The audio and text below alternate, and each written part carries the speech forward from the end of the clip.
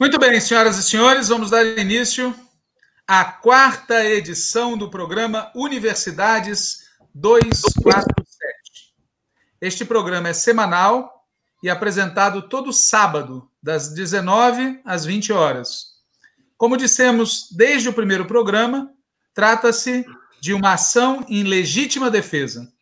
Legítima defesa contra um governo que, antes mesmo de tomar posse, já fazia campanha aberta contra a educação brasileira.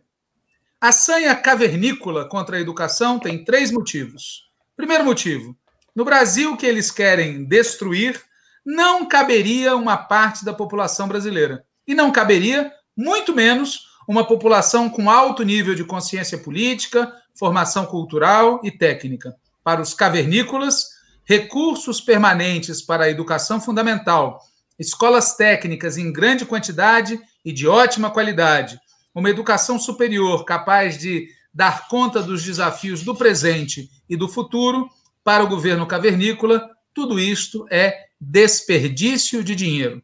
No país primário exportador que eles querem destruir, não é preciso nada disso. Basta mão de obra obediente, adestrada e, de preferência, formada em escolas militarizadas. Segundo motivo, na visão de mundo que eles defendem, não cabe uma educação pública universal e gratuita. Até pode existir alguma educação pública, mas deve ser subsidiária e baratinha. Para os cavernícolas, é preciso abrir espaço para que o empresariado capitalista floresça ainda mais no setor da educação, sem o que eles acham ser a concorrência e intromissão desleal do setor público. Terceiro motivo, os cavernícolas estão fazendo uma cruzada nada santa e nem um pouco recatada para espalhar as 7 pragas do bolsonarismo. E identificam que uma das oposições a esta cruzada vem dos estudantes e dos trabalhadores da educação, tanto os professores quanto os técnicos que atuam nos diferentes níveis, gente que os cavernícolas acusam de serem adeptos do marxismo cultural. Muito bem. Portanto, o governo cavernícola tem motivos programáticos, motivos econômicos e motivos políticos para fazer o que estão fazendo contra a educação brasileira. Um dos alvos desta campanha é o ensino superior público. Estamos sob ataque, sob agressão violenta. Universidades 247 é, por isso, um ato de legítima defesa. Todo sábado, das 19 às 20 horas, debatemos os principais temas relacionados à educação superior e às condições de trabalho nas universidades. Universidades 247 é apresentado por mim, Walter Pomar, e por Maria Carlotto. Ela, socióloga, eu, historiador, ambos professores vinculados ao bacharelado de Relações Internacionais e também à pós-graduação em Economia Política Mundial da Universidade Federal do ABC. Buscamos sempre trazer convidados e convidadas. Nos programas anteriores, contamos com a participação das professoras Celita Farel, sobre a reforma administrativa, e de Graziela Ceroni Perosa, sobre ensino remoto. E hoje, em que falaremos das 7 pragas do bolsonarismo, contaremos com a participação de Sérgio Amadeu, que será adequadamente apresentado pela professora Carlotto. E quais são as 7 pragas? Aqui, certamente, já se ouviu falar das 10 pragas. A água convertida em sangue, as rãs, os mosquitos, as moscas, a peste nos animais, as úlceras, a chuva de pedras, os gafanhotos, as trevas e a morte dos primogênitos. Pois bem, e quais são as 7 pragas do bolsonarismo? O neofascismo, o racismo, a misoginia, a perseguição contra orientações de gênero que eles consideram fora do padrão, o fundamentalismo, o terraplanismo, a tutela militar, que, como no passado, não suporta a liberdade acadêmica. A universidade é vítima cotidiana dessas 7 pragas. E fiquem todos à vontade para aumentar para 8, para 9, para 10 e para o infinito e além, como diria Buzz Lightyear. Com a palavra, Maria Carlotto. Boa tarde, Walter. Boa tarde, Sérgio. Boa noite para quem está nos assistindo no nosso horário de sempre, às 7 horas de sábado. Bom dia e boa tarde para quem estiver nos assistindo em outro horário. Walter, esse é um programa em legítima defesa, mas esse em particular é muito em legítima defesa.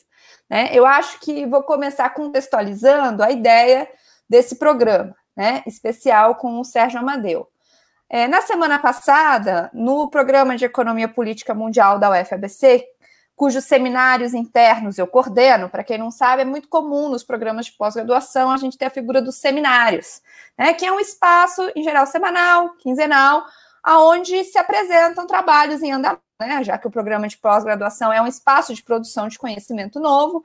Esse trabalho pode ou acabar de ter sido publicado, ou ainda está em vias de conclusão. Todos debatem, o trabalho melhora, e assim caminha a produção de conhecimento na universidade, né, pública, né, para o qual, inclusive, somos pagos, né, ou seja, produzir conhecimento novo, e para isso, né, a condição da produção de conhecimento novo e certificado é que ele possa ser amplamente debatido, né, por isso que a gente tem mecanismos de certificação do conhecimento, e esses seminários são espaços para isso.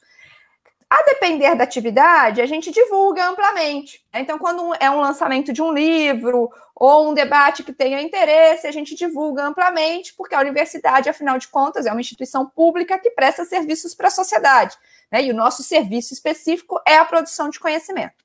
Então, no seminário que eu coordeno, nós íamos lançar um livro, estava previsto o lançamento de um livro do professor Muriatã Barbosa, chamado A Razão Africana, que é uma história analítica do pensamento africano a partir do final do século XIX até, enfim, início do século XX. Né?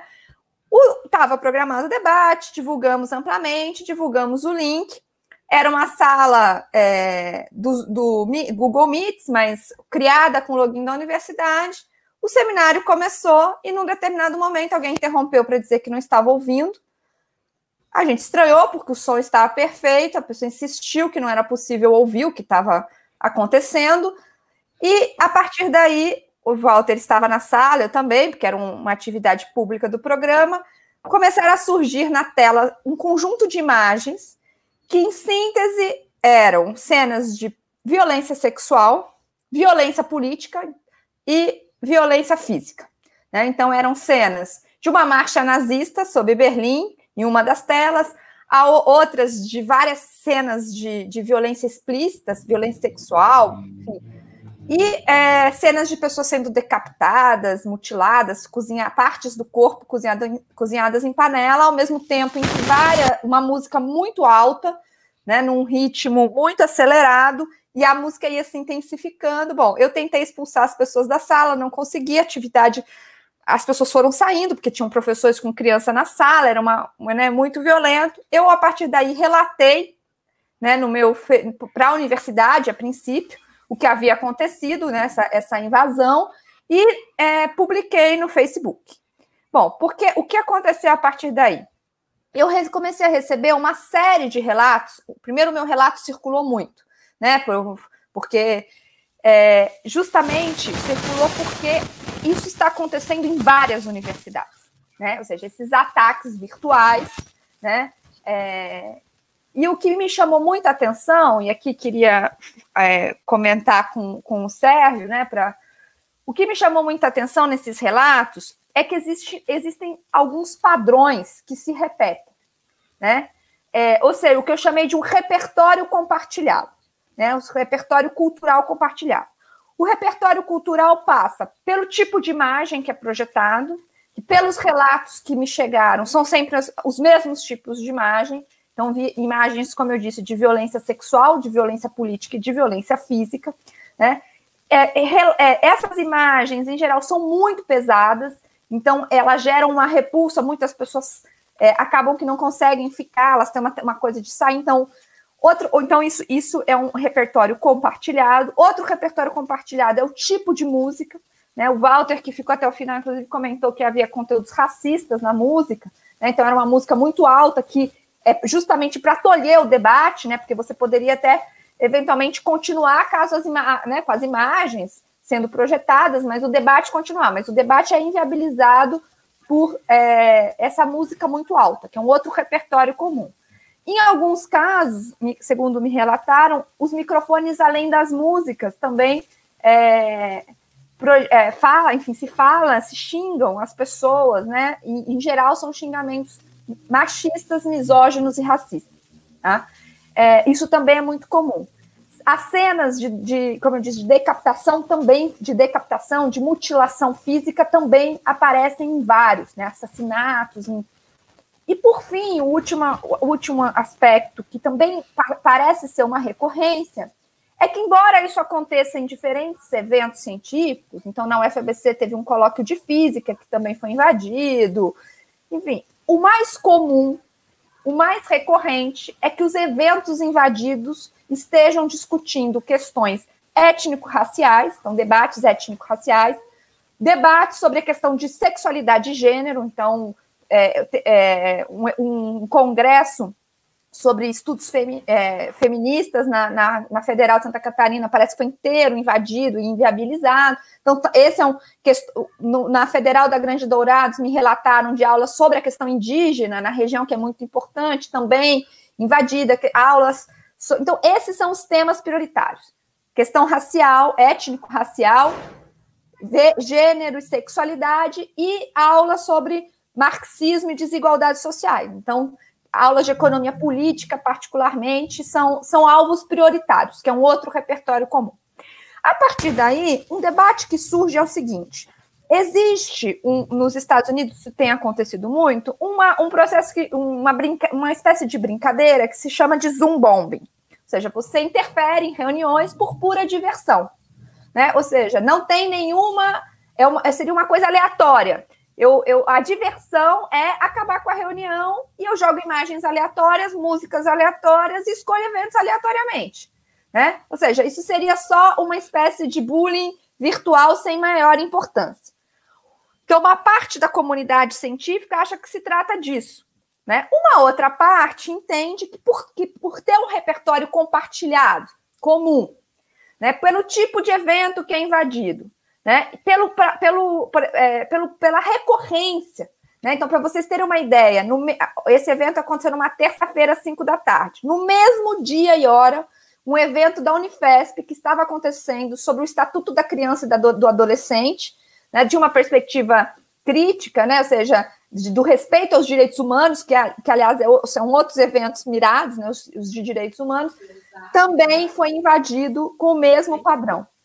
Né? Então, a partir desse relato, desse repertório comum e dessa recorrência, né, é super interessante pensar se não existe algo, não sei se exatamente orquestrado, né? Até pode ser que sim, mas, digamos, um caldo cultural, né, um tipo de ação que tem como alvo prioritário o debate público nas universidades. É por isso que este programa especial é muito em legítima defesa. Porque se isso se torna recorrente, né, se isso começa a virar moda, e num contexto em que as universidades estão debatendo, sobretudo no ambiente virtual, como ficarão os debates? Então, os primeiros, acho que o primeiro ponto, né, que para mim ficou muito claro, é que as vítimas da invasão não são os professores, que estariam ali para também, né? Mas não exatamente. A vítima é a universidade, né? Que estava ali cumprindo o seu papel social e não pôde realizar, né, o debate que estava previsto.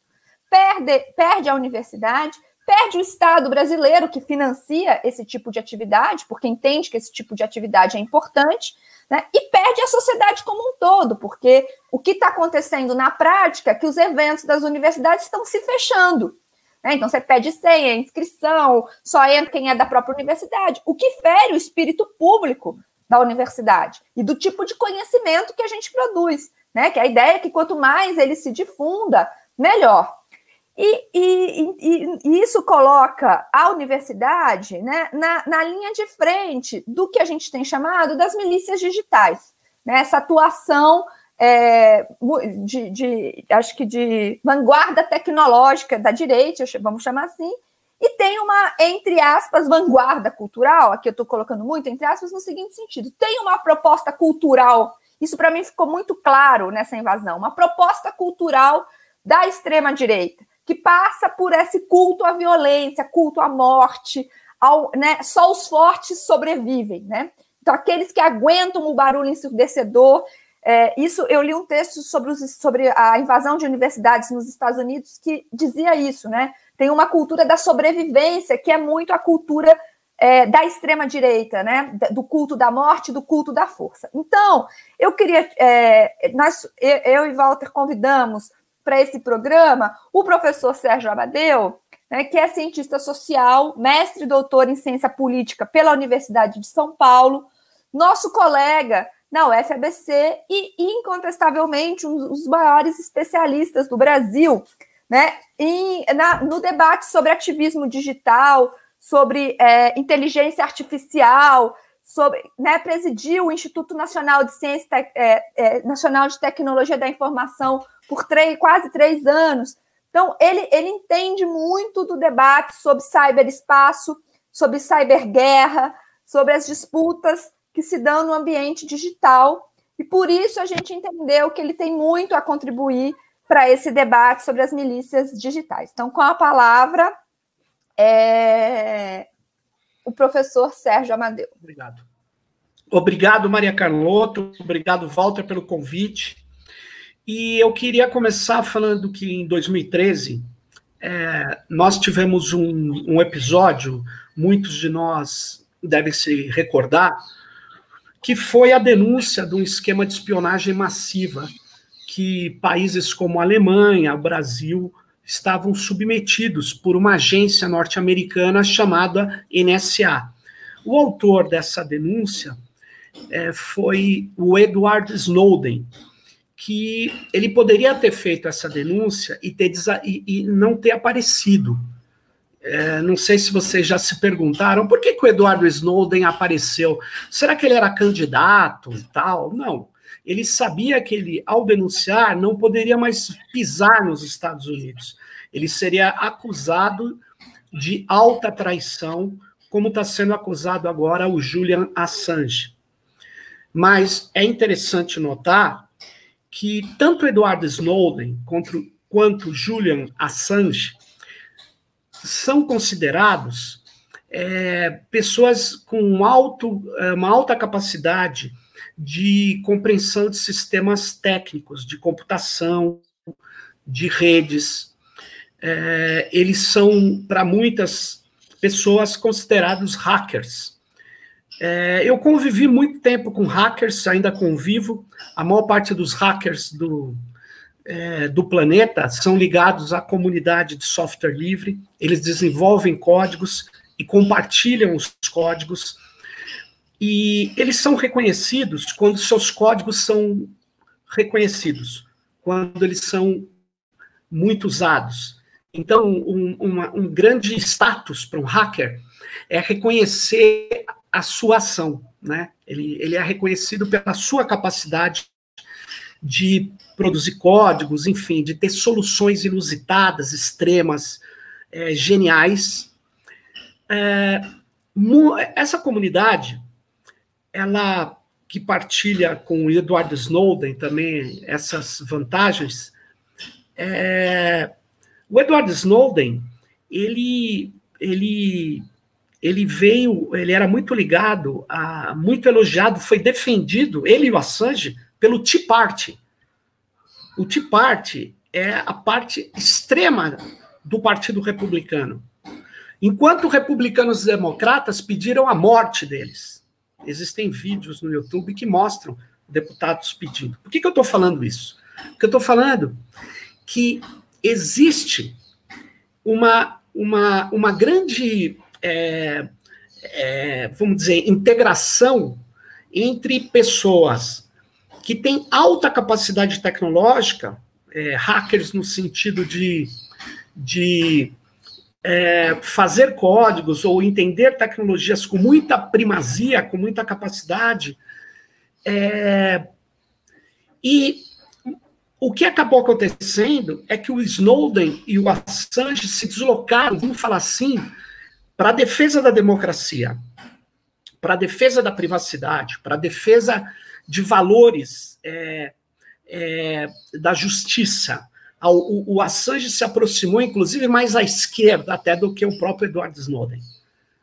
Agora, muitos dos desenvolvedores e muitos aficionados por códigos dessa mesma comunidade, nos Estados Unidos e no Brasil, caminharam para a extrema-direita, porque a extrema-direita foi reorganizada a partir, principalmente, de 2011, 2012, nos Estados Unidos. Ela foi reorganizada. Então, eu queria lembrar que um dos principais clássicos da comunidade de open source se chama Catedral e Bazar. É um livro escrito pelo Eric Raymond, que é defensor da Associação Nacional do Rifle, e que montou um movimento, junto com outros, do open source, contra as ideias de Richard Stallman, que é do movimento do free software, que em inglês é livre e gratuito, né? Mas o free software não é gratuito, é livre, é liberdade do conhecimento. Mas eles não se diferenciam da radicalidade de um certo anarquismo de esquerda do Richard Stallman. E isso não era um problema para a comunidade. Existiam atritos técnicos, de modelos, mas em 2011, 2012, surge a direita alt-right, a direita alternativa norte-americana, que vai para dentro do 4chan e de outras listas. E vai para dentro do 4chan com que objetivo? De recrutar caras, nerds, hackers, geeks, para a sua causa. Mas como que é o recrutamento? Aí é que está a questão. O recrutamento não é passando uns livros, o Grundrisse, passando a ideologia alemã. Não. O recrutamento é mais simples. É dizendo assim, defenda a sua liberdade de expressão.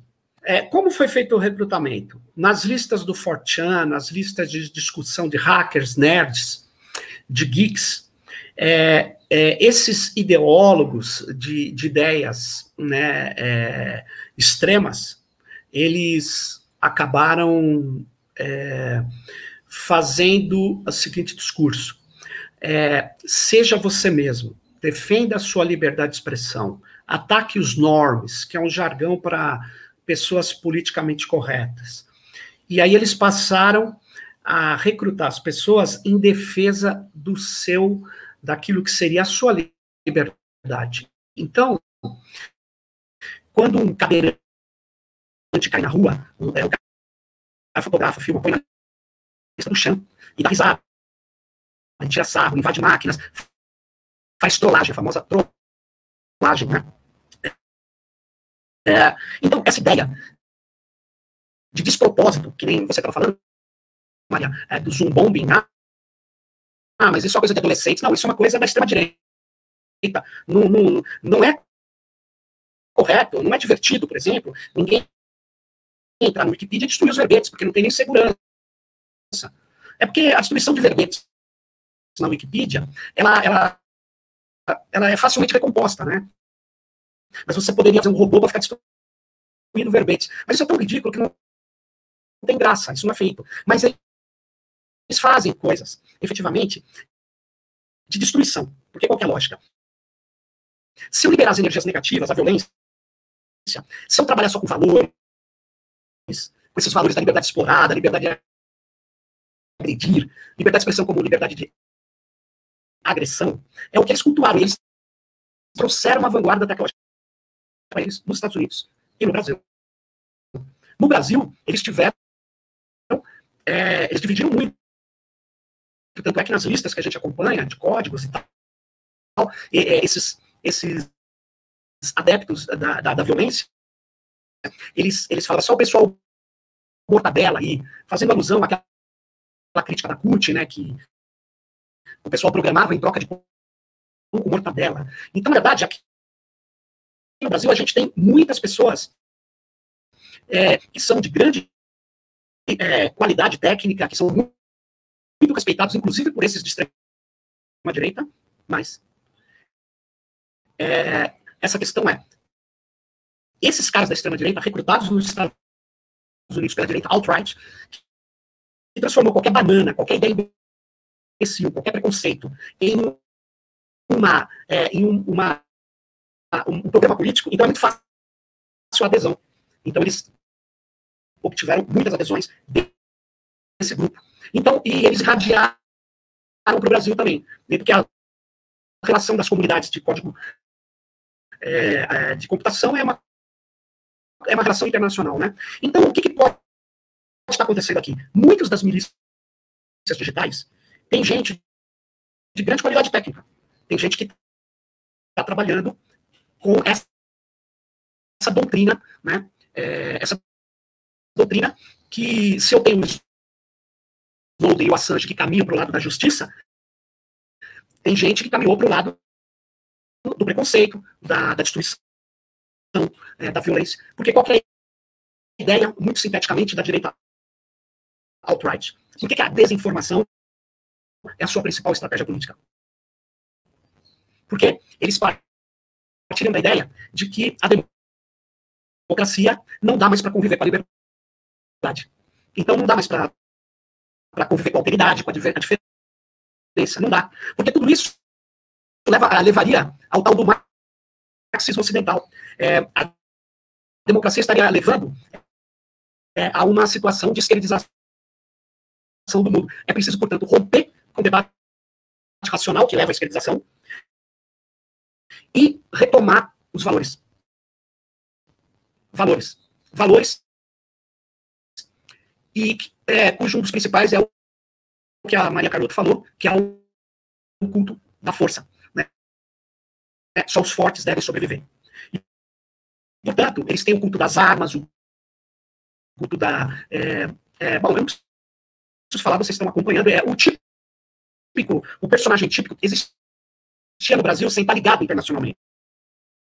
O personagem típico era o Bolsonaro. O Bolsonaro é de um tipo que é muito... É difícil até de encontrar nos Estados Unidos, porque ele é uma somatória de toda a ignorância, preconceito, violência, culto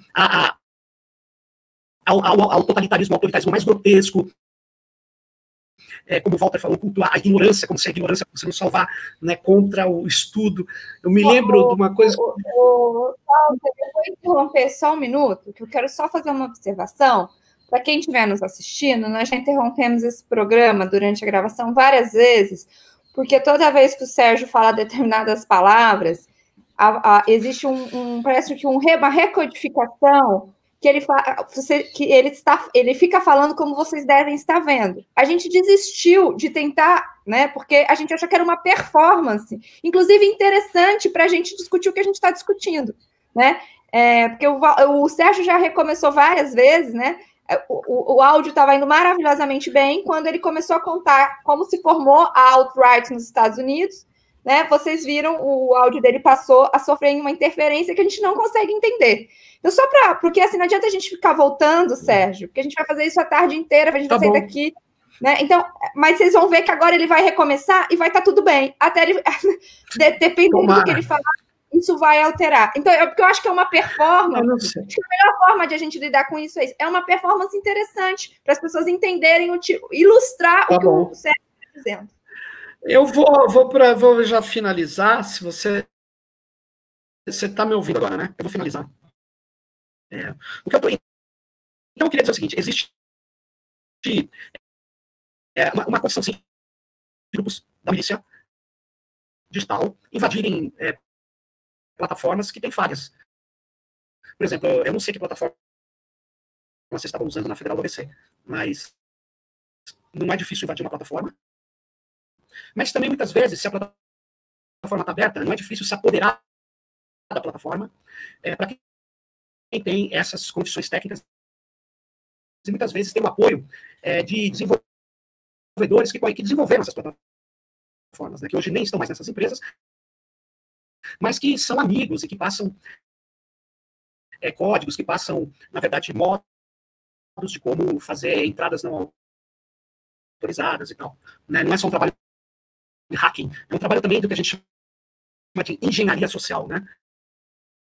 Então, mas eu queria dizer o seguinte, essa estratégia das milícias é uma estratégia, eu vou falar a palavra, talvez, não tem como evitar, da extrema-direita. Agora eu vou para a segunda coisa. É muito rápido. E existe também o problema que a gestão dessas plataformas é uma gestão algorítmica. Eu sei que talvez vocês não estejam me ouvindo bem, mas vamos lá. A gestão algorítmica não é igual à gestão burocrática. Não é igual. Não é igual. Eu sei que as pessoas vão falar, isso é moda, tal. Não é moda. A gestão do Facebook não é feita por 5.000 pessoas dizendo, agora o Walter entrou, ele vai poder mandar uma mensagem para a Maria e não para o Sérgio. Não, não é isso. É feito por algoritmos, por dados e algoritmos de machine learning, algoritmos de aprendizado de máquina. Eles não são programados por regras. Eles têm regras de programação por dados.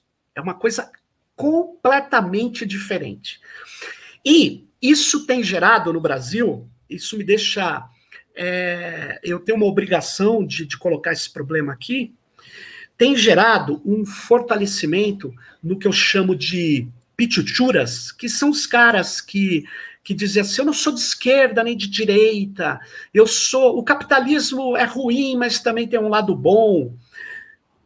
Os pichuchuras, esses caras cultuam a seguinte questão agora. Os algoritmos estão nos levando à polarização. Vocês já devem ter ouvido falar disso inúmeras vezes. Vocês estão me ouvindo, né? Então, eu queria dizer o seguinte. Os algoritmos, sem dúvida, eles são feitos para atender os interesses das plataformas. Por quê? Porque tem muito dinheiro envolvido, elas... inclusive, eu não gosto nem da expressão bolha, mas que existe. Você fica numa zona mais de conforto em determinados temas com aqueles que pensam igual a você. Mas o que essas plataformas fazem é aquilo que o Gilles Deleuze falava. O Deleuze falava assim, nós seremos colocados o tempo todo em amostras. Não somos mais indivíduos, somos divíduos, seres divisíveis. É o que acontece numa plataforma. A gente fica muito tempo e a gente é colocado em amostras, bom, que são vendidas para ser atingidos por quem comprar. Bom, por que eu estou falando isso? Porque alguns dizem assim, quando o discurso é extremista, o bolsonarismo recebe muitos apoios e crescimento orgânico nas redes. Olha, eu queria dizer o seguinte, desde 2013 não tem mais crescimento orgânico. O que tem é pagamento, é leilão, é compra de likes. Sim, você cresce gradativamente, sim, mas é muito lento para atingir 10 milhões de seguidores, 1 milhão de seguidores. Não, isso é pago. Você pode ir crescendo por sua força, tem um espaço, mas o algoritmo privilegia a polarização, o extremo, os extremos, os bolsonaros, não. O algoritmo, sim, privilegia a espetacularização.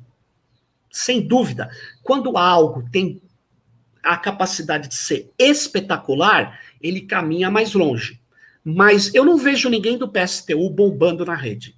Eu vejo pouca gente que não paga, de extrema esquerda, defendendo a justiça social, a distribuição de renda, que os ricos devem pagar o dobro, o triplo do imposto. Eu não vejo esses caras bombando na rede. Mas eu vejo o cara falando que tal pessoa é um criminoso porque o Lula matou não sei quem, tem uma casa não sei aonde. Todas as questões que são exageradas, desproporcionais, elas caminham mais na rede porque elas têm um certo, vamos dizer, uma área de replicação garantida num certo público. Mas não é porque é extremo. É isso que eu queria chamar muito atenção para vocês. É Guy Debord. É 1968, quando ele escreveu A Sociedade do Espetáculo, e que muitos caras falam, você trabalha muito com Foucault, como é que você está falando do Guy Debord? Porque eu não vejo uma ideia hoje de contraposição ou a espetacularização ou é vigilância. Eu não vejo. A vigilância assegura a espetacularização. A coleta de dados massiva para gerenciar esses algoritmos é que faz com que a extrema-direita ganhe da esquerda num quesito. Eu não posso ser espetacular com determinados assuntos. Eu não posso. Eu não posso sair xingando. Não é o caminho nosso. O caminho de transformação social não é pelo xingamento, simplesmente. Você faz isso uma vez ou outra, mas isso não te dá razão. O nosso caminho é do convencimento, a famosa conscientização, a famoso exemplo. O caminho da extrema-direita é outro.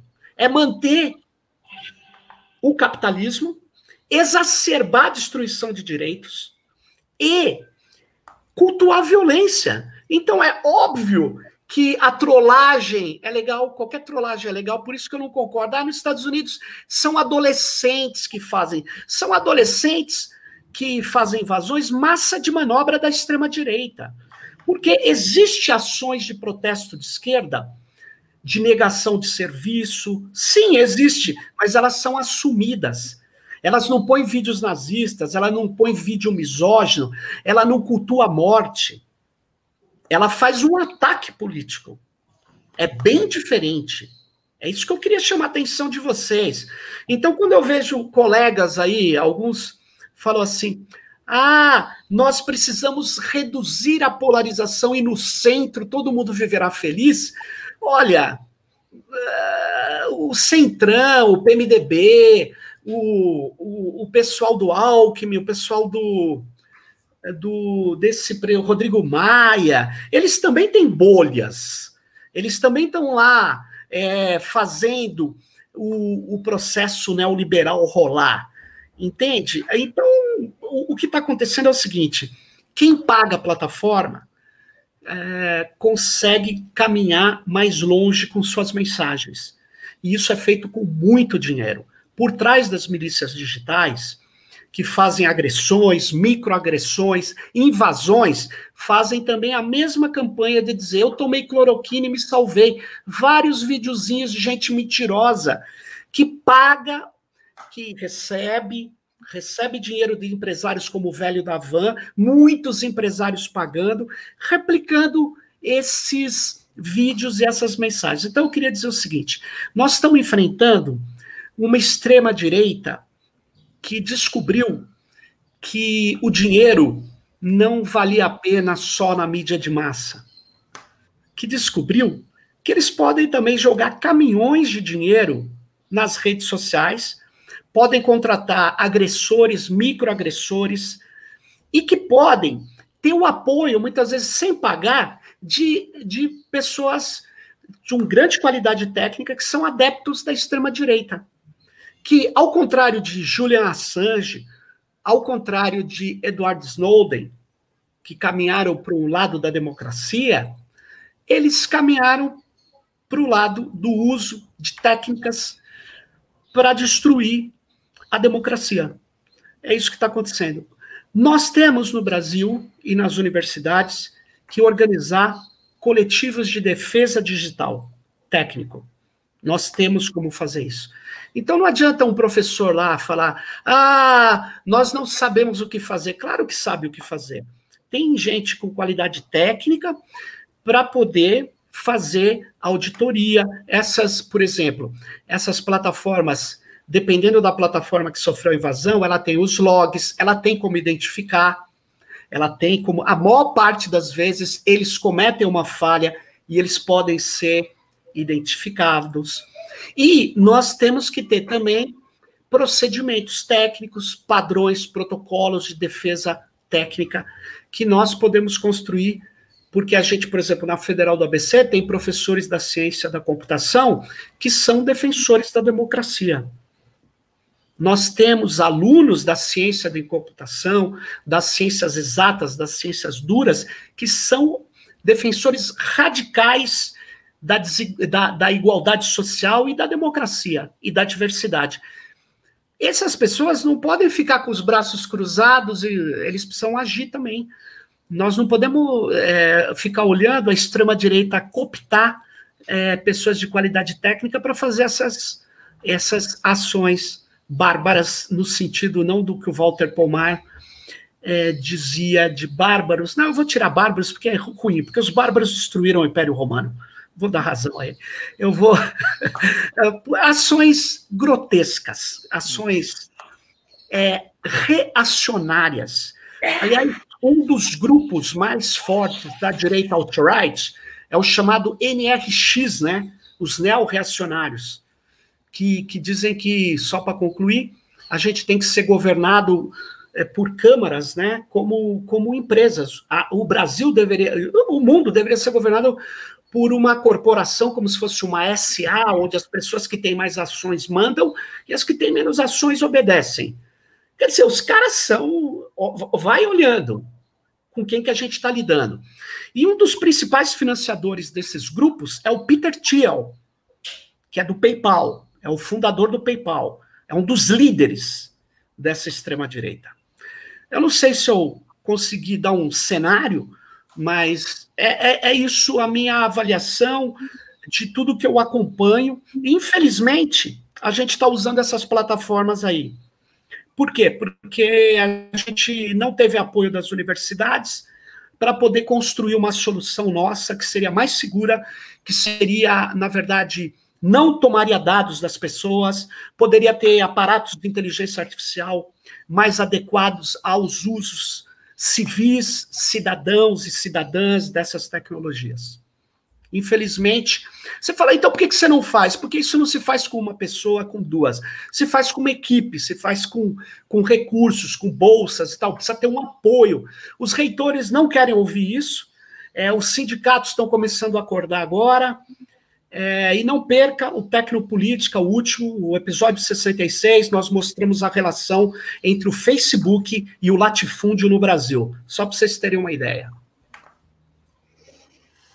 Deixa eu fazer uma pergunta, Sérgio. Nós estamos com o tempo já contado, nós temos 7, 8 minutos só, então você... um comentário e uma pergunta. O comentário é o seguinte, uma das coisas que me chamava a atenção sempre no nazismo, o nazismo lá do Adolf Hitler, é que no âmbito da técnica, eles estavam na ponta. Ao mesmo tempo que no âmbito das relações sociais era a reação, o culto do passado, mítico, medieval, etc.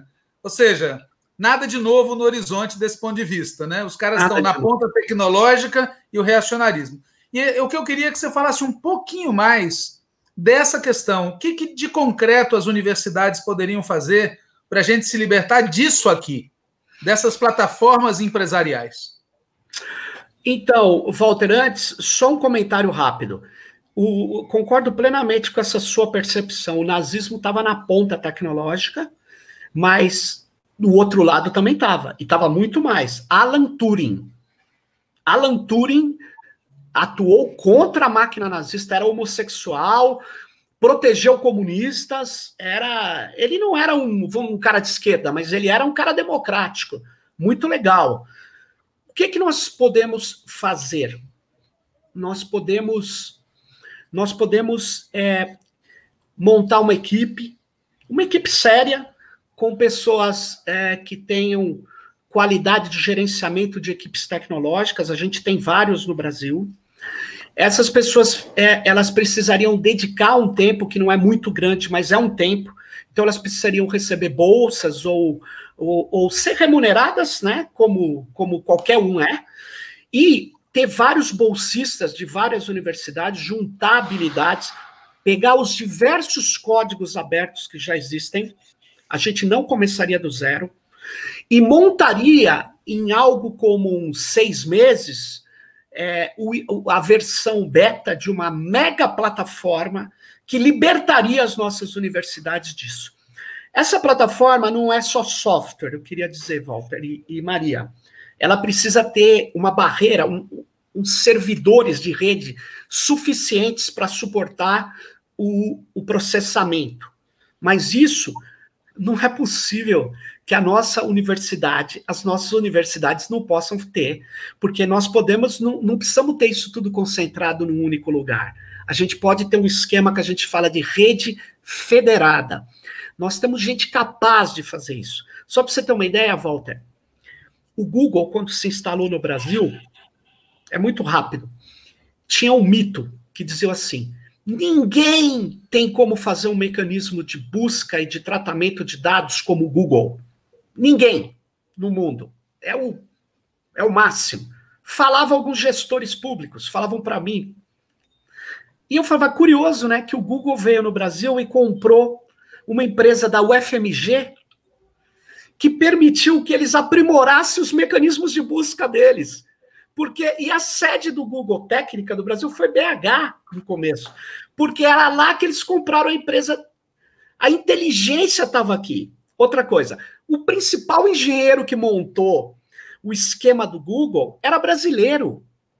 Então, na verdade, é o seguinte, nós temos como fazer. A gente tem códigos abertos, tem soluções tecnológicas muito fundamentais que essas grandes plataformas usam. Nós podemos customizá-las com uma equipe altamente qualificada. Então, é uma questão. Você fala, mas não dá para ter amanhã? Amanhã não dá, mas dá para ter para alguns dias. Para mim, 6 meses são alguns dias. Aí você fala, 6 meses é muito. Quer dizer, nós nunca vamos fazer, porque tudo é muito. Bom mesmo é usar a Amazon. Bom mesmo é entregar urna eletrônica para a Microsoft e para a Amazon. Bom mesmo é a Petrobras acaba de entregar, no início do ano, desculpe, não é acaba de entregar, entregou a inteligência artificial dela para a Microsoft, gente. Aí você fala, qual o problema, colega? Você não acredita nos contratos? Não, eu não acredito, tá? Então você fala, você é um descrente, olha aí, ó. Aí vem os pichuchura de centro, centrão, tá vendo? Isso aí é terraplanismo. Não, isso não é terraplanismo. Isso é a IBM dos Estados Unidos de Nova York, tinha um contrato com a Alemanha nazista para colocar as marcas e processar quem deveria para os fornos. Você fala, não, colega, era a IBM alemã. Não, era a IBM norte-americana, que reconhece que trabalhou para o nazismo, faz meia-culpa, penitência. Eu não acredito em corporação. Eu não acredito. Então, é isso que eu queria dizer. Tem solução? Tem. Nós podemos fazer, sim, e podemos ter um alto nível de segurança. O Comitê Gestor da Internet no Brasil tem uma equipe brasileira desde o começo e tem um data center brasileiro, tem o maior ponto de troca de tráfego do mundo é São Paulo, graças ao Comitê Gestor, com uma equipe brasileira, de gente que treinou os bancos brasileiros. Então, eu não acredito nessa linha dos nossos reitores. Não acredito nos dirigentes sindicais em relação à tecnologia, não acredito mesmo. Porque você fala, isso vai ganhar a guerra? Não ganha a guerra, mas é uma pequena, não é nem tão pequena, é um aparato da guerra. É basicamente isso que eu queria dizer. Não é para ganhar a guerra, mas eu acho que usar o dos outros é para perder. É para perder. Então, chega. É mais ou menos isso. A gente tem como fazer, sim. Maria, você tem que encerrar, Maria. Estamos na hora. Bom, Sérgio, Walter e a todos que estão nos assistindo, queria agradecer enormemente. Como vocês podem ver, tem um debate que está só começando, né, que ele é técnico e político, né, como, inclusive, chama-se o programa que o Sérgio apresenta, né, Tecnopolítica. Então, acho que a gente tem uma discussão, de fato, para fazer, ou seja, o que é essa vanguarda tecnológica, né, e essa contra-vanguarda cultural, vamos chamar assim, né, porque tem uma proposta estética nessas invasões, acho que também tem que ser estudado, né, porque aponta para alguma coisa, e tem esse controle da tecnologia. Então, acho que a nossa resposta ela tem que se dar em vários planos, né? O primeiro é reafirmar, me parece, os valores, né, da liberdade, por exemplo, né, para usar um que você citou, que foi o que eles, em tese, usaram para cooptar esses técnicos, né? Mas, na verdade, é para destruir a liberdade, a proposta. Então, é uma liberdade contra a própria liberdade, né? Então, acho que, primeiro, reafirmar alguns valores que são fundamentais para o exercício da nossa atividade como instituição pública, né? No caso, a universidade. A gente tem um outro caminho que é compreender culturalmente, esteticamente, o que está sendo proposto e qual é a direção política disso e por que isso é retrógrado, né? Destrutivo. Por que isso deve ser combatido, né? Por que o culto à morte, à violência é em si mesmo um problema, né? E, por fim, uma dimensão técnica, né? Como o Sérgio colocou, acho que as universidades brasileiras têm capacidade de fazer muito mais tecnologicamente do que estão fazendo, e isso tem hoje um sentido político muito importante de defesa da democracia e de defesa da própria universidade. Então, acho que tem aí um debate interessante. Então, queria agradecer ao Sérgio, ao Walter e a todo mundo. Acompanhem os nossos próximos debates no Universidade 247. Extrema-direita, extrema-direita, extrema-direita, extrema-direita. Não funcionou.